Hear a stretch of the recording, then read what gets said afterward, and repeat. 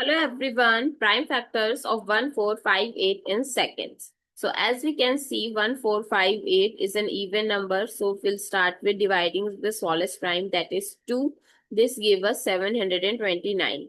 So now 729, it's a power of 3, so keep dividing. So 729 divided by 3 gives 243. 243 divided by 3 gives 81. 81 divided by 3 gives 27. 27 divided by 3 gives 9. And 9 divided by 3 gives 3.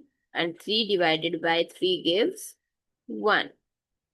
So 1458 is 2 times 3 power 6. So spot perfect powers quickly. I hope it's clear and you find it useful. So don't forget to share your feedback through like, share, comment and subscribe to my channel. Thanks for watching.